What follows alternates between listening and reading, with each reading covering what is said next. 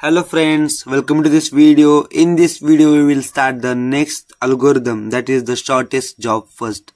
The shortest job first नावावरून समजून घ्या. फर्स्ट ऑफ ऑल की शॉर्टेस्ट जॉब ज्या जॉबला कमी वेळाचं म्हणजे ज्या जॉबचं काम कमी वेळाचं राहिलेलं आहे त्या जॉबला आधी चान्स द्या, म्हणजे तो त्याचं कमी वेळाचं काम लवकर करून पुढे जाईल.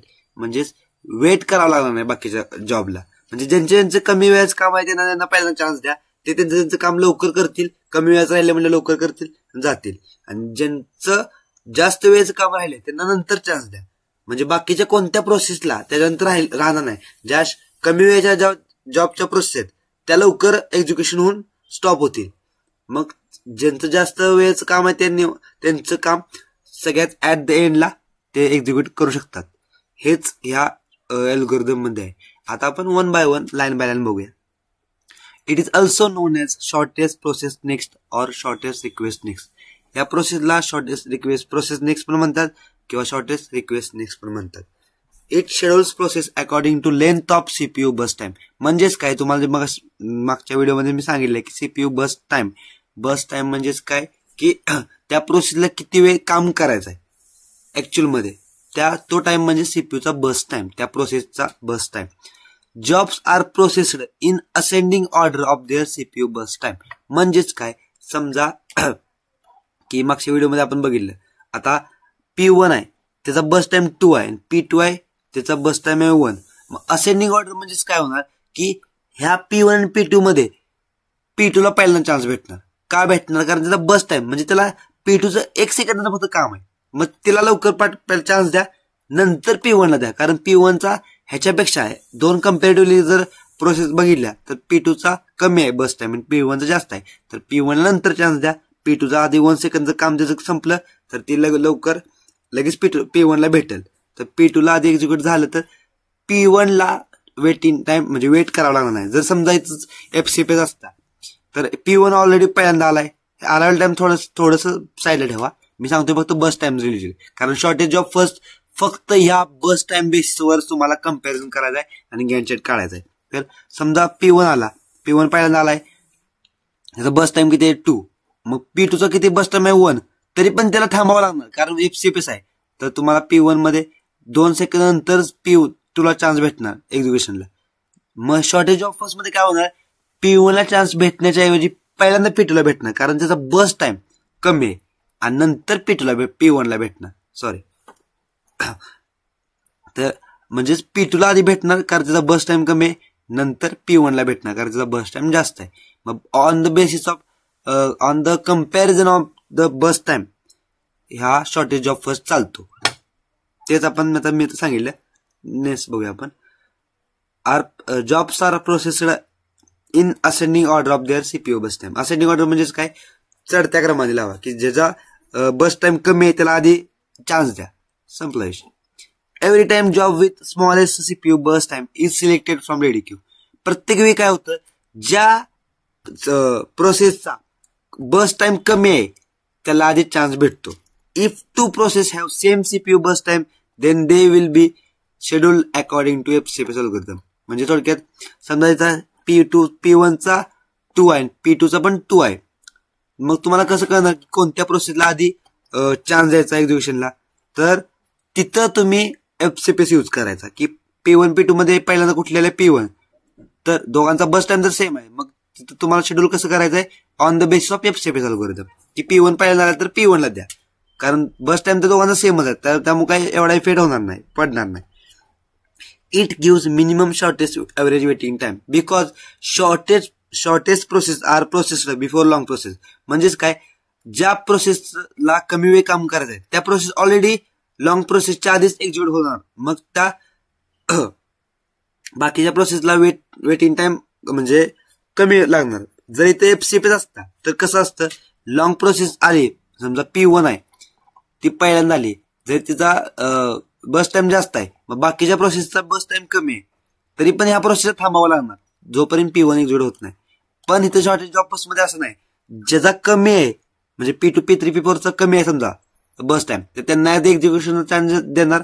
मग ह्या चौघांचा जो वेटिंग टाइम वाढत होता FCPS मध्ये तो इथं ओव्हरकम केलाय शॉर्टेज जॉब फर्स्ट मध्ये. थोडक्यात एक एक्झाम्पल जर सांगायचं म्हटलं तुम्हाला, समजा एक प्रोग्राम आहे, 5 मुलं आहेत, एक पीसी आहे, तर त्या पीसी म्हणजे पीसी म्हणजेच कोण झाला सीपीयू. तुम्हाला सीपीयूचं युटिलायझेशन करायचं प्रॉपरली. तर काय होणार शॉर्टेज जॉब फर्स्ट मध्ये काय होणार आहे की 5 मुलं आहेत, तर 5 मुलांमधला पहिलाच मुलगा आहे, त्याला जास्त वेळ लागणार आहे, तो त्याला लवकर समजत नाही, त्याला जास्त 15 मिनिट लागणार समजा एक प्रोग्राम करायला. पण बाकीच्या पुढच्या P2 आणि P3 मुलाला कमी वेळ लागणार आहे तोच प्रोग्राम करायला. समजा पहिल्या मुलाला लागणार आहे 15 मिनिटं, दुसऱ्या मुलाला आणि तिसऱ्या मुलाला 1-2 मिनिट लागणार असेल. तर मॅडम काय म्हणजे थोडक्यात रिअल टाइम एक्झाम्पल, मॅडम काय म्हणणार की तू थांब, पहिल्या मुलाला थांब म्हणणार, तू थांब. ज्यांना कमी वेळ लागणार आहे ते त्यांचं एक्झिक्युशन करून लवकर जाऊ देत, म्हणजे त्यांना थांबावं लागणार नाही. त्यांना थांबावं लागणार नाही म्हणजेच काय, त्यांचा वेटिंग टाइम आपण इथं रिड्यूस करायचा आहे. म्हणजे शॉर्टेज ऑफ फर्स्टचा ऍडव्हान्टेज काय की तो वेटिंग टाइम रिड्यूस करतो. सिंपल आहे. याचे टाइप्स आहेत नॉन प्रिम्प्टिव्ह आणि प्रिम्प्टिव्ह पण. आता प्रिम्प्टिव्ह आणि नॉन प्रिम्प्टिव्ह मागच्या व्हिडिओमध्ये आपण बघितले, म्हणजे की प्रिम्प्टिव्ह म्हणजे काय काढून घेणं. जर हायर प्रायोरिटी प्रोसेस आली तर लोअर प्रायोरिटी प्रोसेसला ती हायर प्रायोरिटी प्रोसेस रिप्लेस करते आणि lower priority process ready queue मध्ये बॅक पाठवली जाते. नॉन प्रिम्प्टिव्ह मध्ये काय, किती जरी हायर प्रायोरिटी प्रोसेस आली तरी जोपर्यंत आत्ताच्या करंट प्रोसेसचं एक्झिक्युशन होत नाही तोपर्यंत त्या हायर प्रायोरिटी प्रोसेसला चान्स भेटणार नाही. आता आपण बघूया with respect to SJF. Non preemptive with respect to SJF म्हणजेच काय, in this method if CPU is executing one job it does not stop forcefully the process before the completion. म्हणजे समजा P1 आल्या, समजा पहिला मुलगा आहे, त्याला 2 मिनिट लागणार आहे एक्झिक्युशनला, प्रोग्राम टाईप करायला, थोडक्यात प्रोग्राम एक्झिक्यूट करायला. पण त्याच सायमल्टेनियसली दुसरा मुलगा आला ज्याला 1 मिनिट लागणार आहे. पण नॉन प्रिम्प्टिव्ह मध्ये काय होणार, त्या 2 मिनिट नॉन प्रिम्प्टिव्ह मध्ये थांबवत नाही कुठले फोर्सफुली. तर 2 मिनिटाच्या मुलाला जरी त्याचा 2 मिनिटं त्याला जास्त लागणार आहेत एक्झिक्युशनला त्या प्रोग्रामच्या, तरी त्या मॅडम म्हणणार की तू एक्झिक्यूट कर, नंतर तुला चान्स भेटणार. म्हणजे थोडक्यात नो प्रिम्प्शन इथं, नो प्रिम्प्शन, प्रिम्प्ट होणार नाही इथं. आणि प्रिम्प्टिव्ह मध्ये काय होणार, in this method while CPU is executing one job if new job arrives with a smaller burst time then current job is preempted, sent back to ready queue and new job is executed on the processor. This is called the shortest remaining time next. Preemptive SJF चा जो प्रिम्प्टिव्ह type आहे त्यालाच म्हणतात shortest remaining time next. म्हणजेच काय, समजा पहिला मुलगा आहे त्याला 5 मिनिट लागणार आहेत एक्झिक्युशन होण्यासाठी, पण त्यानं 2 मिनिटं घालवली, त्यातली 2 मिनिटं घालवली, तोपर्यंत 2 मिनिटं झाल्यानंतर लगेच एक मुलगा आला, त्याला कमी वेळ लागणार त्याच्यापेक्षा पण. मग मॅडम काय म्हणणार, थांबवणार त्याला लगेच. 2 मिनिटं झाले, जेवढा प्रोग्राम झाला तेवढा लगेच थांबवणार आणि दुसऱ्या त्या नवीन मुलाला चान्स देणार, कारण त्याला कमी वेळ लागणार आहे. ह्यालाच म्हणजे सीपीयूचं प्रॉपर युटिलायझेशन. म्हणजे त्याला वेटिंग टाइम आपल्याला ह्याच्यामध्ये एकच मोटिव्ह आहे की ह्याचा प्रोसेसचा वेटिंग टाइम कमी करायचा आपल्याला ओव्हरऑल. तर preemptive non preemptive with respect to SJF तुम्हाला समजलं. आता एक्झाम्पलद्वारे समजूया की काय नॉन प्रिम्प्टिव्ह म्हणजे काय, की थांबवायचीच नाही प्रोसेस, फक्त कम्पॅरिझन करायचं on the basis of bus time. पण एकदा का त्या प्रोसेसचं एक्झिक्युशन चालू झालं, चान्स दिला, तर त्याला थांबवायचंच नाही. मग जरी त्या प्रोसेसच्या दुसऱ्या प्रोसेस आल्या बस टाइम कमी बस टाइमच्या, तरी पण थांबवायची नाही. ह्याला म्हणतात नो प्रिम्प्टिव्ह एसजेएफ. याचं एक्झाम्पल दाखवतो तुम्हाला सोडवून. Solution, first of all Gantt chart काढायचा. गॅन चार्ट काढला तर म्हणजे तुमचं 90% काम झालं. त्यामुळे गॅन चार्टला वेळ लागला तरी चालेल, पण गॅन चार्ट प्रॉपर काढायचा. थोडा वेळ लागू दे गॅन चार्ट काढायला, तुला विचार करायला वेळ लागू दे, पण तुम्हाला ह्या गोष्टी एक्झाम्पल जास्त सोडवले पाहिजेत तर तुम्हाला समजणार आहेत. तर आता हे एक्झाम्पल दिले, P1, P2, P3, P4, P5 jobs आहेत. बस टाइम दिला प्रत्येकाचा आणि त्याचा अरायवल टाइम दिला प्रत्येकाचा. हे एक्झाम्पल तुम्हाला मी एक एक्झाम्पल का घेतले, मी असे एक्झाम्पल चूज केलेत की त्या एकच एक्झाम्पल तुम्हाला समजावून सांगितलं. तर बाकीचे तुम्हाला जरी हे सगळ्यात मी जे एक्झाम्पल तुम्हाला दाखवते ते सगळ्यात टफ लेवलचे एक्झाम्पल आहेत. मग त्याच्यापेक्षा जरी सोपे एक्झाम्पल आले तर तुम्ही इझिली सॉल्व्ह करू शकालच. जर हे एक्झाम्पल सॉल्व्ह करू शकाला तर ते एक्झाम्पल पण तुम्ही सॉल्व्ह करू शकालच. तर हे जे एक्झाम्पल आहे बस टाइमचं, त्याच्यामध्ये बघा आता अरायवल टाइम दिलेत प्रत्येकाचे. तर तुम्हाला मी मगाशी काय म्हणलं की गॅनचेट काढायचं तर पहिल्यांदा 0, 1, 2, 3, 4 असे लिहून घेतले, त्याच्यात 5 ते 6 किंवा 10 सेकंड पर्यंत अरायवल टाइम देतील. इथे किती दिलाय 0, 1, 2, 3. मग तुम्हाला कळते की 0, 1, 2, 3 ह्याच टाइमिंगला प्रोसेस अरायवल झालेत. तर 0, 1, 2, 3 लिहून घेतलं. 0ला P1 जी कुठल्याला P1 आणि P2 आल्या, तर इतर मी कसं लिहिलं बघा, P1 आधी लिहिल्यानंतर P2 लिहिल्या. म्हणजे इथं पण तुम्हाला लवकर समजावं की जर तुम्हाला समज नाही, समजा ह्या दोघांचा बस टाइम जर सेम असता तर तुम्हाला कोणत्या बेसिसवर शेड्यूल करायचं आहे, FCFS. म्हणजे इथं लिहिलेलं आहे if two processes have same CPU bus time then they will be scheduled according to the FCFS algorithm. तेच तुम्हाला इथं करायचं आहे. त्यामुळे मी लिहिताना मग कसं लिहिलंय, P1 आधी लिहिलंय नंतर P2 लिहिलंय. का लिहिलंय, कारण तुम्हाला जर दोन त्या प्रोसेसचा जर CPU बस टाइम चुकून जर सेम दिला असता तर तुम्हाला आधी P1 एक्झिक्यूट करायला लागली असती, नंतर P2 एक्झिक्यूट करावी लागली असती. त्यासाठी मी लिहिलाय. नंतर P1 टायमिंगला P3 आलाय, 2 टायमिंगला P4 आलाय, 3 टायमिंगला P5 आलाय. हे तुम्ही लिहून घेतला टाइम. आता इथून पुढे खरं काम चालू होणार आहे. तर आता तुम्हाला काय आहे, नॉन प्रिम्प्टिव्ह SJF. तर तुम्हाला एवढं लक्षात ठेवायचं नॉन प्रिम्प्टिव्ह आहे. तर नॉन प्रिम्प्टिव्ह मध्ये जास्त टेन्शन घ्यायचं नाही. फक्त तुम्हाला ठरवायचं की कोणती प्रोसेस आधी, म्हणजे कोणत्या सिक्वेन्स ठरवायचा प्रोसेसचा, की ह्या प्रोसेस नंतर ह्या प्रोसेस नंतर हे. नॉन प्रिम्प्टिव्ह मध्ये कोणता पण अल्गोरिदम येऊ दे, प्रायोरिटी येऊ दे, लॉन्ड्री येऊ दे, लॉन्ड्री मध्ये नाही, प्रायोरिटी मध्ये असते प्रिम्प्टिव्ह नॉन प्रिम्प्टिव्ह. प्रायोरिटी येऊ दे, तरी प्रत्येक नॉन प्रिम्प्टिव्ह मध्ये फक्त तुम्हाला सिक्वेन्स ठरवायचा असतो. एकदा का सिक्वेन्स ठरला की त्याच्यानुसार तुम्ही त्याला जेवढा काय बस टाइम दिलाय त्या बस टाइम नुसार तुम्ही एक्झिक्युशन करायचं. थोडक्यात तू का बघा, आता P1 आणि P2 दिलं, ह्या पहिल्यांदा आल्या तर बाकीच्या प्रोसेसचा विचार करायचा नाही. का करायचा नाही, कारण ADQ मध्ये आता फक्त ह्या दोनच प्रोसेस आहेत 0 टायमिंगला. मग चालू झाले प्रोसेस. आता ह्याच्यामध्ये पण कोणती प्रोसेस एक्झिक्यूट करायची हे कसं ठरवणार, नॉन प्रिम्प्टिव्ह SJF आहे. तर P1 आणि P2 मध्ये चेक करायचं बस टाइम. P1 चा बस टाइम आहे 6, P2 चा बस टाइम आहे 3. तर आता ह्याच्यामध्ये बस टाइम कोणाचं कमी आहे, 3. P2 ला कमी वेळ लागणार आहे, कमी वेळाचं काम आहे त्याचं. म्हणजे P2चं 3 सेकंदाचं काम राहिले, मग त्याला आधी एक्झिक्यूट करून देऊया आपण, मग P1 ला देऊया. आधी ह्या दोन प्रोसेसचा विचार करायचा. का विचार करायचा, ह्याचं लॉजिक काय आहे की अरायवल टाइम 0. आता ADQ मध्ये फक्त ह्या दोनच प्रोसेस आहेत. ह्या P3, P4, P5 अजून ADQ मध्ये आलेलेच नाहीत. मग त्या प्रोसेसचा विचार करायचा नाही आपण, जेव्हा येतील त्यानंतर विचार करायचा. मग P1 P2 चा विचार केला, त्याच्यामध्ये P1 चा आधी P2 चा विचार केला. का, कारण त्याचा बस टाइम कमी आहे. मग त्याचं एक्झिक्युशन चालू झालं P2चं. आता तुम्ही ठरवलाय ते सिक्वेन्स ठरवला की नॉन प्रिम्प्टिव्ह मध्ये की सिक्वेन्स ठरवायचा आहे. फक्त कशावर ठरवायचंय, बस टाइमवर ठरवायचंय.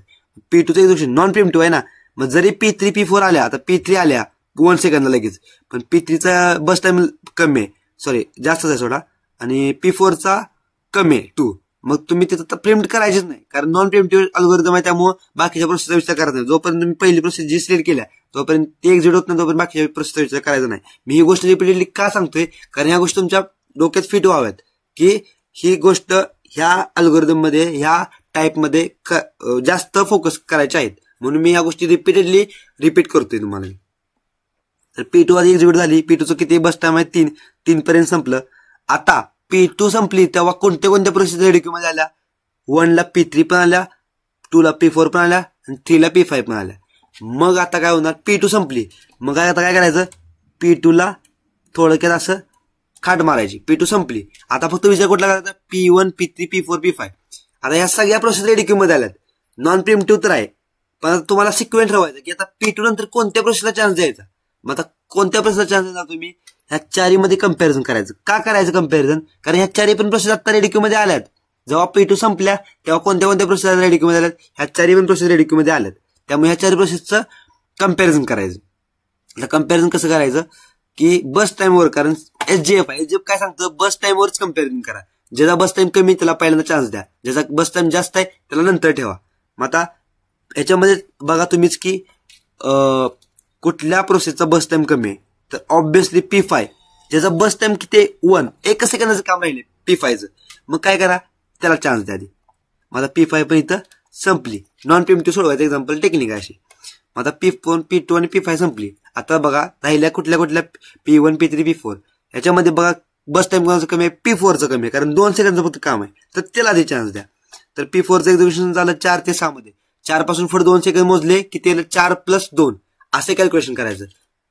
6 सेकंद आलं P4.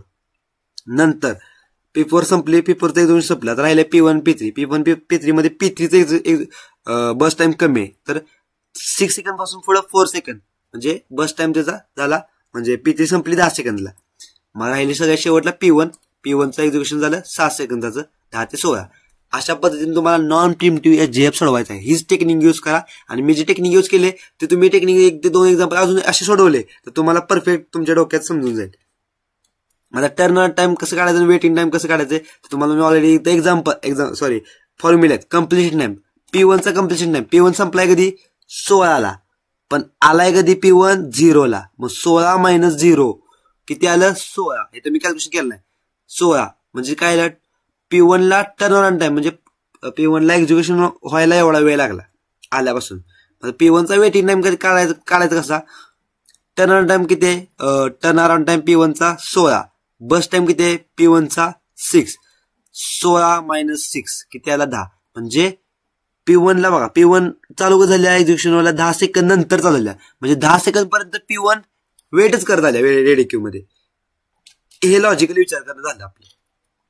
पण तुम्ही फॉर्म्युलानुसारच जावा. माझं तर एक ओपिनियन असेल तुम्हाला की फॉर्म्युलानुसार जावा, लॉजिकली समजून घ्या, पण फॉर्म्युलानुसार एक्झाम मध्ये फॉर्म्युलानुसार जावा, बाकीच्या गोष्टी लक्षात घेऊ नका.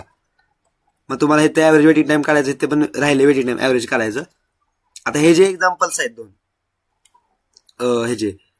हे नॉन प्रिम्प्टिव्हचेच आहेत. बस टाइम दिलाय, अरायवल टाइम दिलाय, बस टाइम दिलाय, अरायवल टाइम दिलाय. हे तुम्हाला नॉन प्रिम्प्टिव्ह जेपनं सोडवायचे.